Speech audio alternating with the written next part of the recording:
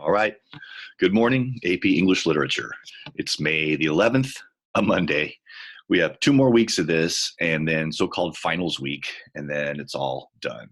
Seniors, I hope you're well along your paths here and have smooth sailing more or less. But it's AP week, the next 2 weeks. That's the big news, of course, AP testing, right? I'll bet my test is probably the first one of any of them. And it's Wednesday, as you know, May 13th, Wednesday at 11 a.m. Remember, they're giving the exam simultaneously across the country. We're in Pacific time zone, so 11 a.m. is our magical thing. Remember that you guys, the 16 of you registered to take this exam, are expected to begin accessing the system 30 minutes before the appointed time that it starts. So at 10:30 on Wednesday, this Wednesday, you guys are going to want to start accessing that system, okay? If you have not already received your 8-digit ID code to access the test and your e-ticket for each individual test,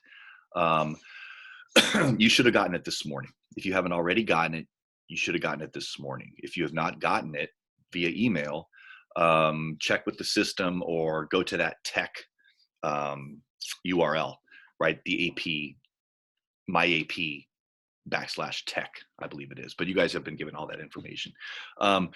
Yeah, I wish you guys the best of luck. I don't want to give you any homework, obviously. I'm going to trust that you guys are going to enact your own study plans. There are more practice prompts than I know what to do with on the AP page. So if you guys still want to do practice right up until the end, right up until Tuesday night, do it. Submit stuff to me that you want to take a look at or that you would like some feedback on. Happy to do it. All right. So don't forget, don't get left out. There is a makeup date, but come on, let's just wrap this year up. Don't you think we should just tie it all off and head into summer here? It's been trying enough. Okay. So let's get to it. I think the best use of our time today is to review some of the prose style techniques that I gave you guys to look at last time. Whether or not you did them, I think it's useful to spend this time watching me yammer on about them, even just to get ideas about ways that you can analyze it, different ways to look at a text and how an author structures it, and the way that they interweave these prose style techniques into them. The techniques that all great writers use and that you guys should not be afraid to try to use in your own writing while you're executing the task that the AP committee gives you. All right. So the do now was simply to define the 4 main prose style techniques of all the ones that I've given you guys, really the 4 main PSTs that I think are going to be useful to you on this prose analysis prompt. None of them might be in there. None of these might be used.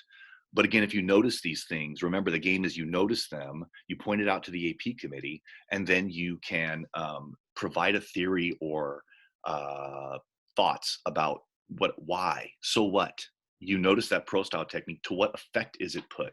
Or what is its purpose in the piece? And again, whatever theory or thoughts you guys come up with is going to be fine. The AP committee wants to see your mind working this way. You receive this instruction, you see these structures and patterns in a text, you identify them, and then you provide analysis, right? You give some kind of theory. If the AP committee doesn't agree with you, it does not matter. Go for it. All right. And please remember to develop your ideas. I feel like whether you guys get a 3 or a 4 or a 5, some of you guys, is going to depend on just how much focus and effort you're willing to put into, number 1, developing your analysis all the way, and number 2, grounding it all in quotes in text. Remember, that's the evidence that you're providing. That's the game that we're playing here. You guys have been playing it all year. Crush this test. Throw yourself into it. All right. And do what you can. A little bit of personal style is always nice too.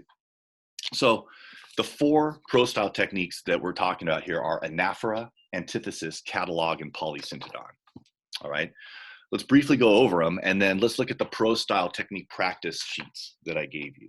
I gave you this as an attachment on the last thing, and we can fly through those 4 pieces, which use the different prose style techniques and different patterns to slightly different effects. And that can be our final review. Okay. What happens after the test? Let's talk about that on Thursday. I am going to ask you guys for some feedback on the test and maybe even some suggestions about what the question was. What was the nature of the question that you guys got? Even though I think you might be legally bound not to tell me for a couple days. And I respect that. So what are we looking at? I'm looking at the prose style technique page here. The very first thing I gave you practically this year with all of those things, all right? So what is anaphora? Do you know off the top of your head? Well, that was the do now. I just hope you guys can define them, right? Anaphora is the use of the same word or phrase at the beginning of a close series of clauses or phrases. Lines of poetry too, but we're looking at a prose analysis. So it's a form of repetition at the beginning of a series of sentences or phrases or, again, lines of poetry, all right? The example on the sheet, of course, is the famous Winston Churchill speech. We shall fight on the beaches. We shall fight on the landing grounds. We shall fight in the fields and in the streets. We shall fight in the hills. We shall never surrender. All right. So let's say you are looking at that. Oh, wow, look, that's anaphora. So what? To what effect does it put? Well, we've talked about this all year. Anaphora creates a form of repetition that sucks the reader in. It provides momentum. It provides rhythm. It can take a series of ideas, right, that are related, and through that common beginning, it can unify all of those thoughts under one sort of topic. So it's sort of an organizational strategy, right? So that's two things that anaphora is often used for. Number one, rhythm or momentum, right? It can build up emotion in a speech, especially that Winston Churchill speech, for example. He's trying to move people, right? And people do get swept up into the cadences and rhythms of language. I hope you guys have figured that out, if nothing else, by the end of this class. It's a conscious technique. It's good writing, okay? The other reason that anaphora might be used is, again, to group a series of ideas or thoughts under one sort of general topic and to unite it literally by that form of repetition, all right? Remember, anaphora is a particular form of repetition just at the beginning of a series of closely clustered sentences or phrases, all right? Good. What's antithesis then? What is it? Yeah? Okay, good. Well, yes, exactly right. It's the balancing or contrasting of opposites. It's a way to take one sentence and within that sentence balance really two opposites. It's a juxtaposition of two things. We talked about also as contrast, all right? Here's an example from Martin Luther King Jr. We will have to repent in this generation, not merely for the vitriolic words and actions of the bad people, but for the appalling silence of the good people. So good, bad, balances opposites, all right? Men, women, black, white.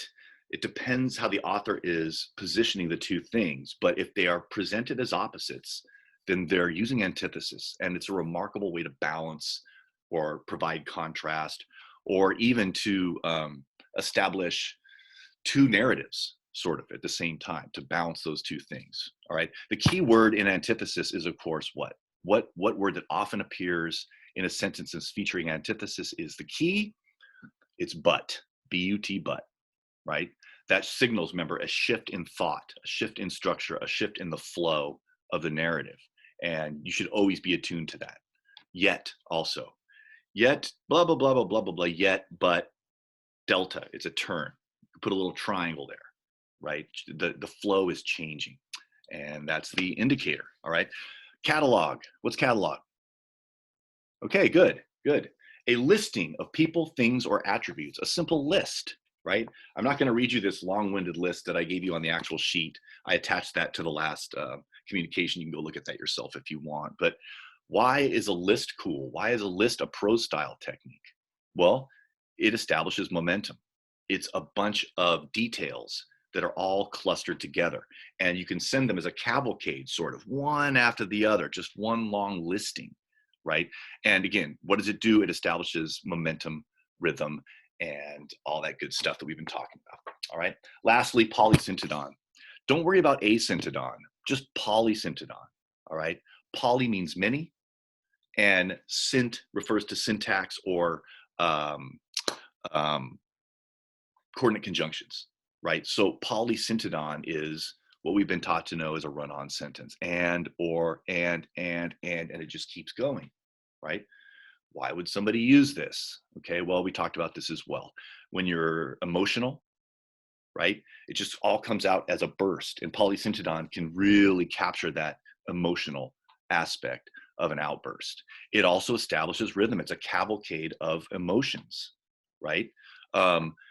It can also establish a nightmarish or hallucinatory sort of feel or effect. Remember the excerpt from the Cormac McCarthy excerpt from, what's it called? Well, the one about the Apache raid, right? I think it's the second or third page in your packet. Blood Meridian, sorry, that's the name of the book, Blood Meridian, right? Where you have just this totally nightmarish, hell-like Armageddon-scape, and it's just constant, and this and that, it's just piling images on, right? So yes, emotion, momentum, and rhythm, and all the stuff that we've been talking about, but the effect that a good polysyndeton can produce is a nightmarish state, a transcendental state, a delirious state of some kind, all right? Also, if catalog is coupled with polysyndeton, if you're a listing of this and this and this and this and this, it's trying to emphasize the deadening weight of the list. And it's really trying to emphasize each item individually by putting an and between them, all right? So you notice something, and then you speculate on the effect that it produced in you, or that what you think the author's intention was, all right? So that's the ones we're rolling into this with, you guys. I think that's good. Anaphora, antithesis, catalog, polysyndeton, all right? Know it, believe it, trust it, and if you see it in any of the excerpts, comment on it, all right? I don't know if you want a whole paragraph on just anaphora, but in the course of your analysis, if you can start dropping some of this terminology, it's going to be very impressive to the AP committee. It's going to distinguish your essay from the hundreds of other ones that they're going to be reading. Okay, so I want to go over those 4 little excerptitos that I gave you. Oops, let's reduce that and share screen. Where are we here? That's personification. Bam. Share. Okay. Cool. Yep. I think we managed to pull that off. Unbelievable. All righty. So this is what I gave you, 4 little practice pieces. Again, even if you didn't do them, just ride with me here through this. And I think you may find it useful or maybe not. You were asked in the directions here on the left to identify examples of really anaphora, antithesis, polysyndeton, or catalog. All right, you're not going to find a whole lot of catalog in here. And then secondly, so what? So now you've identified the prose style technique. To what effect is it put? What purpose is it put? Right? What's the goal of the effect that they're trying to produce in the reader? All right. So here, this first excerpt here. What I'm really asking you, I guess, is what's the main prose style technique and evidence? Maybe the main 1 or 2, because I want you to consider that in the excerpt that they give you. Okay. What is the main prose style technique, if any? If none are used, then don't worry about it. All right. But I think, again, that you can avail yourselves of this, these analytical tools. This is an excerpt from Knight, Elie Wiesel's classic story about the Holocaust. He is the main Holocaust survivor and speaker on behalf of Holocaust survivors. He died recently, unfortunately. But many of you have read Knight. And again, it's considered really arguably the single classic about the Holocaust. But this is about his first night in camp. Remember, he's in Auschwitz, the realest deal of the camps. And he says this, he's 13 years old when he's there. He's writing this years later as a man. But he says, "Never shall I forget that night, the first night in camp, which has turned my life into one long night, 7 times cursed and 7 times sealed. Never shall I forget that smoke. Never shall I forget the little faces of the children whose bodies I saw turned into wreaths of smoke beneath a silent blue sky. Never shall I forget those flames which consume my faith forever. Never shall I forget that nocturnal silence which deprived me for all eternity of the desire to live. Never shall I forget those moments which murdered my God and my soul and turned my dreams to dust. Never shall I forget these things, even if I am condemned to live as long as God himself. Never." All right. So pretty powerful stuff. What's the main prose style technique involved? I think you got to roll with anaphora here. Okay. Never, never, never, never. Okay. Why is it used?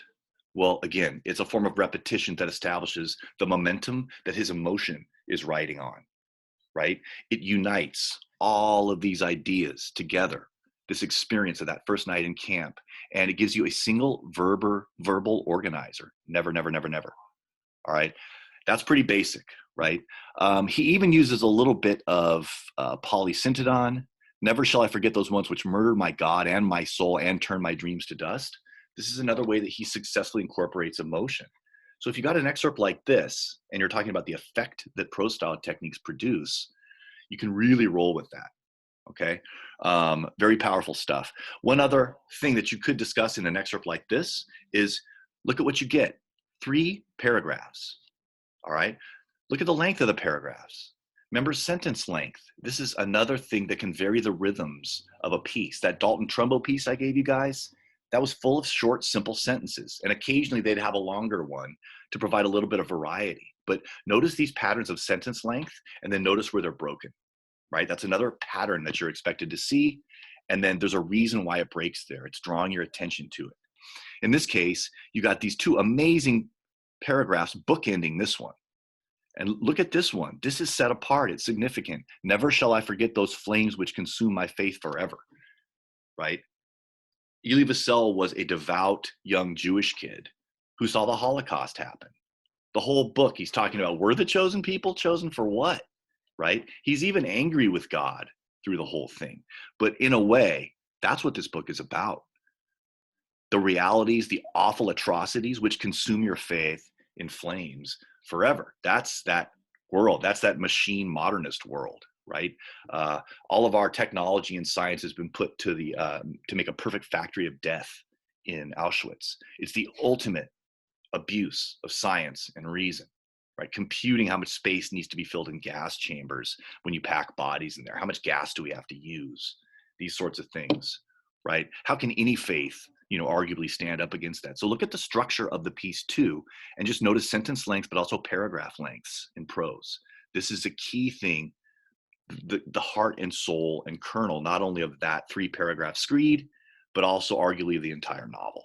All right. So Anaphora and a little bit of Polysyndeton, look at the effect. Elie Wiesel, one of the most careful and concise writers out there. And if you haven't read Night, pretty grim stuff, but do yourself a favor. All right. Let's move on, not to get too bogged down here. Okay. This next piece is Shakespeare. This is one of the marvels of Shakespeare. This is from Julius Caesar. Julius Caesar gets shanked by all of his buddies, the senators. Actually, they're not all his buddies. But you know this perhaps. Julius Caesar was stabbed to death on the floor of the Senate building. Imagine a coordinate situation in contemporary America, right? But the conspirators give Julius Caesar's best friend Antony the opportunity to speak and give a funeral speech. But they say, don't talk any smack about us, and don't name any of us too much by name, right? The most noble of the conspirators who shanked Caesar, who stabbed him to death, was this guy Brutus. Everybody loved Brutus, all right? Et tu, Brute, and you, Brutus. Maybe you guys know some of this story, but this is one of the marvels of Shakespeare. This is supposedly the speech that Mark Antony gives over Caesar's corpse. And he ends up turning the crowd against the conspirators with this one speech, all right?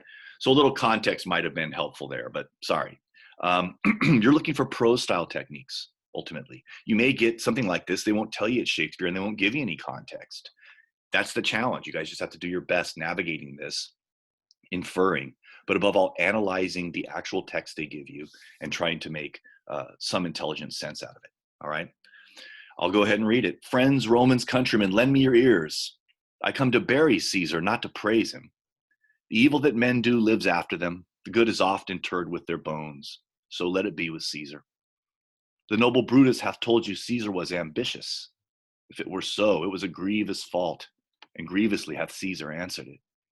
Here under leave of Brutus and the rest, for Brutus is an honorable man. So are they all honorable men. Come I to speak in Caesar's funeral. He was my friend, faithful and just to me. But Brutus says he was ambitious, and Brutus is an honorable man. He hath brought many captives home to Rome, whose ransoms did the general coffers fill. Did this in Caesar seem ambitious? When the poor have cried, Caesar hath wept. Ambition should be made of sterner stuff. Yet Brutus says he was ambitious, and Brutus is an honorable man. You all did see that on the Lupercal I thrice presented Caesar as kingly crown, which he did thrice refuse. Was this ambition? Yet Brutus says he was ambitious, and sure he is an honorable man. I speak not to disprove what Brutus spoke, but here I am to speak what I do know. You all did love him once, not without cause. What cause withholds you then to mourn for him? O judgment, thou art fled to brutish beasts, and men have lost their reason. Bear with me, my heart is in the coffin there with Caesar, and I must pause till it come back to me. All right, at that point he starts crying. He manufactures tears over Caesar's corpse, and the crowd has their mind blown. There's more to it, but I'll spare you. You guys get the point. All right, so what sorts of prose style techniques do you notice in this bit? Well, let's see, what are the two main ones? Or even what's just the mainest main one? All right, I think the main one is antithesis, a balancing of opposites. And if you look at the purpose of Antony's speech, it is not to directly talk smack about the conspirators who killed his best friend, right? But to sort of suggest and imply, right? So there's this antithetical structure to it all through. I come to bury Caesar, not to praise him, he says, but he is there to praise him. The evil men do live after them. The good is often interred with their bones. So let it be with Caesar. Good, evil. The noble Caesar, I told you, Caesar was ambitious. If it were so, it was a terrible, terrible mistake, and he paid terribly for it, right? Here to leave of Brutus and the rest, for Brutus is an honorable man. So are they all honorable men. This appears again and again in this piece, right? What do we call that? You'd have to call it repetition. It's not anaphora because it is a two-line section that's repeated in its entirety again and again. It's not just the beginning of a series of lines of poetry or sentences. He repeats it 3 times, right? And he says they're honorable men, but he's standing there in front of Caesar's corpse. So the entire construction of the scene is antithetical, right? I'm not going to talk smack about them, but actually I'm going to, okay? Brutus is an honorable man. These guys are honorable men. But look, they got blood on their hands. They just killed this guy on the floor of the Senate, right? And then he starts making little encrypted arguments that Caesar was a good person. He reminds them what he did, right? He brought many captives home. He was a successful general. He made us rich, all of us. Did that seem like ambition? Caesar loved the poor. Ambition should be made of sterner stuff. Yet Brutus says he was ambitious, but he's making an argument and he's reminding them that he is proving Brutus wrong. Then he says, I speak not to disprove what Brutus spoke. Yeah, you are. That's exactly what you're doing, right? So notice that the antithesis pervades several levels here, okay? Oh, judgment, thou art fled to brutish beasts, and men have lost their reason, bear with me. Another comment worth making about, so again, antithesis and then repetition. All right, what can you do with that? How can you talk about the effect that it creates or the structure of it? Based on that, I think you could find that helpful. All right. One other thing, in terms of argument, because really this is an argument. This speech is an argument. It uses reason, right? He gives 3 arguments, actually, why Caesar was not ambitious. And he asks it a question, was that ambition when he did that? God, I don't know, man. Right? So you got this reason aspect to it, but the whole thing is delivered with emotion. And in the end, he starts crying. My heart is in the coffin there with Caesar. I must pause till it come back to me.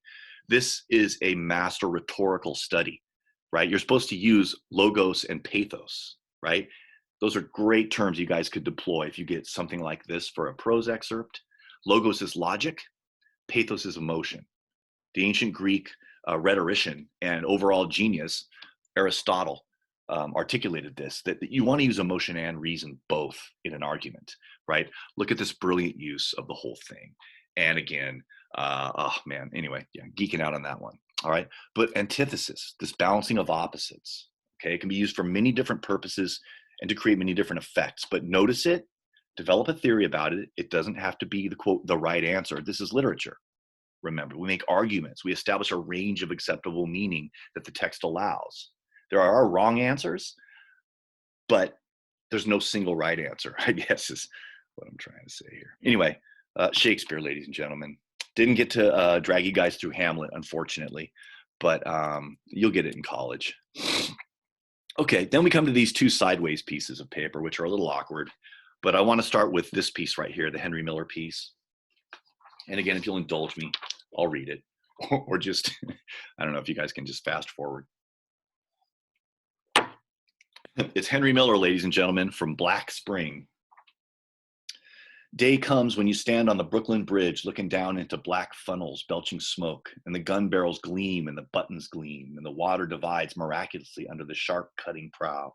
And like ice and lace, like a breaking and a smoking, the water churns green and blue with a cold incandescence, with the chill of champagne and burnt gills.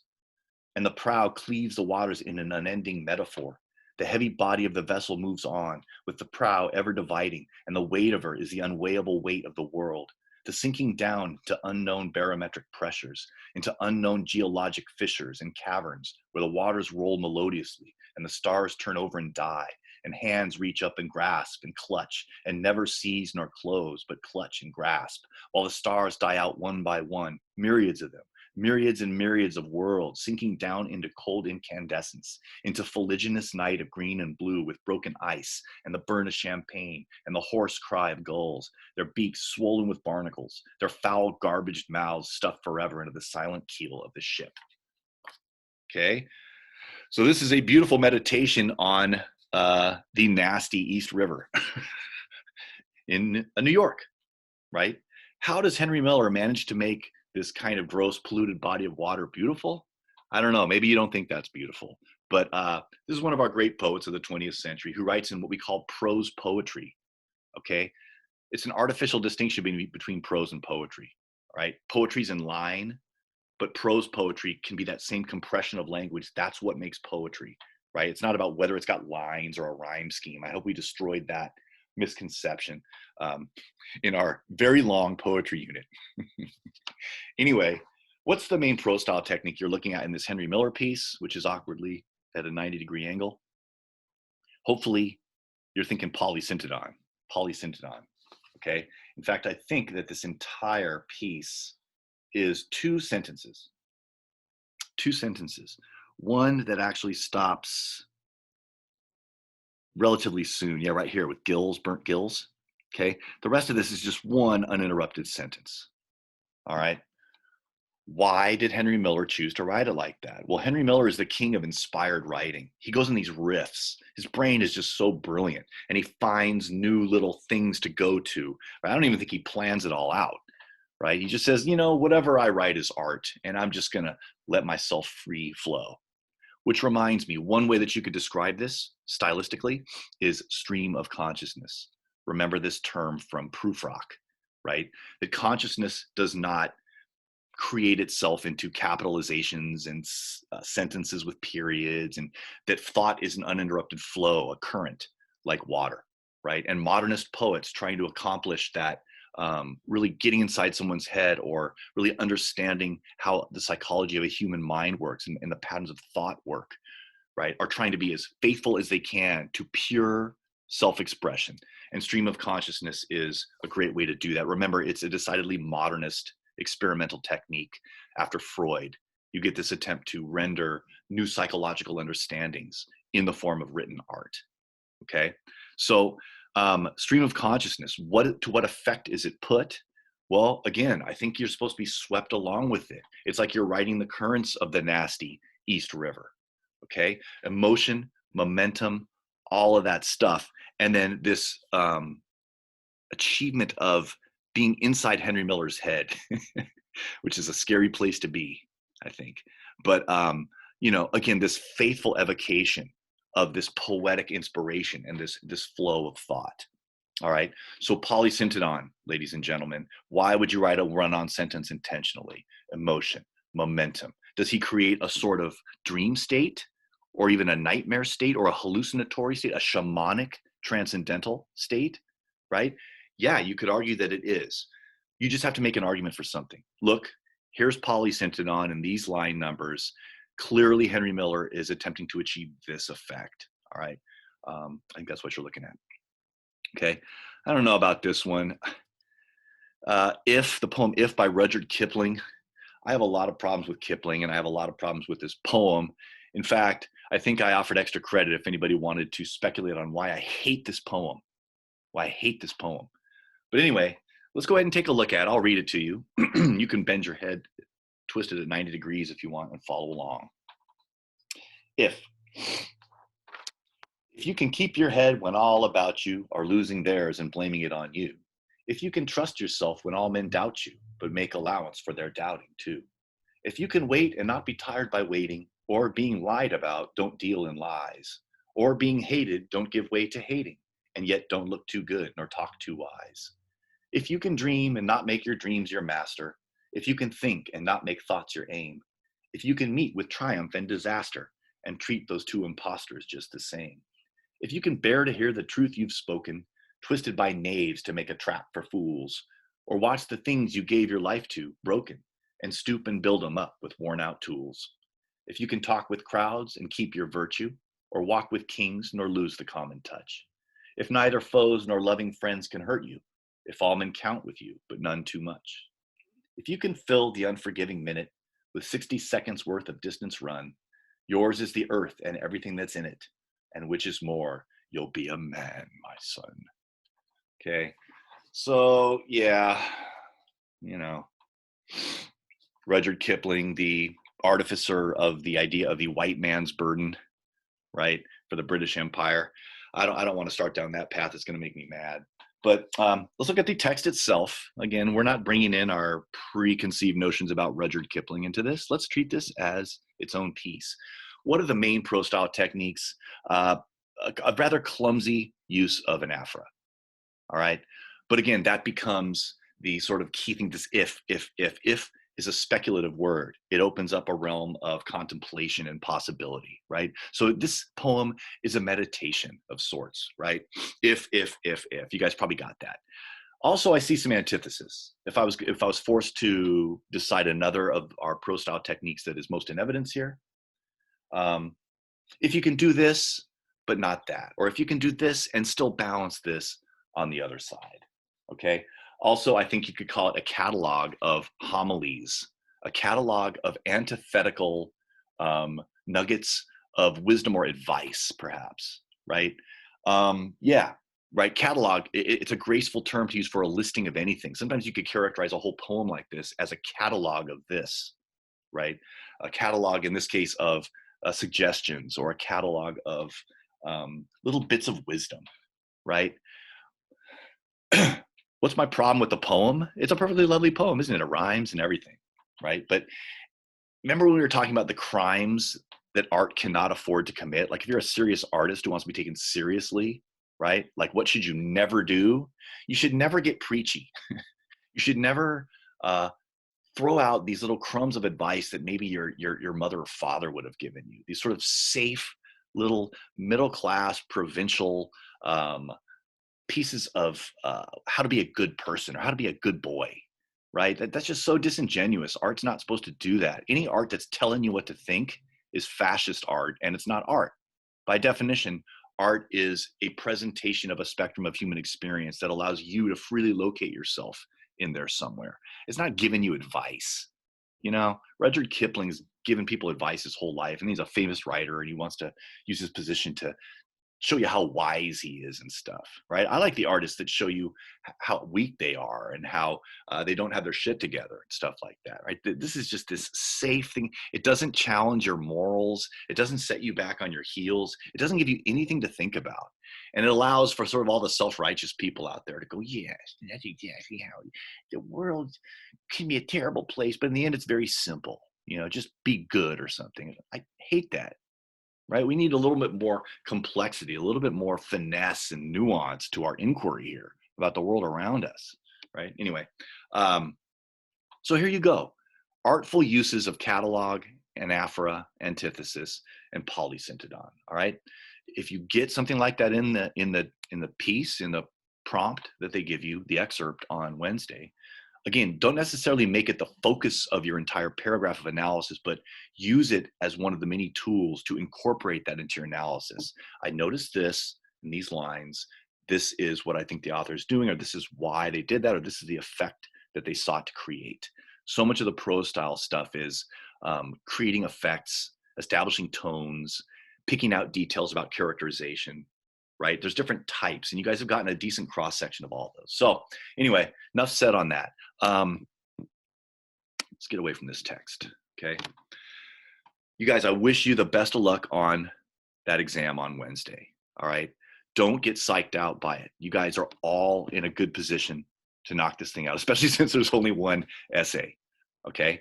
Technologically, I'm not going to be able to help you really much this week, but if you're having trouble accessing any of the AP materials or getting your access information, try dropping me a line or sending me an email or something. I'll do what I can.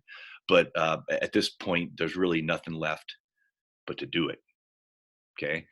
So, and if you want to do any practice prompts from the AP site, send me the results and I will, in timely fashion, give you guys priority up until Wednesday here and get that back to you as soon as I can with whatever helpful commentary I feel like I can. All right. Hope all's well with you. Let's check in on Thursday again. No homework or anything, no accountabilities or responsibilities. Focus on what you feel like you need to do to prepare for the exam. And I will talk to you guys on the other side.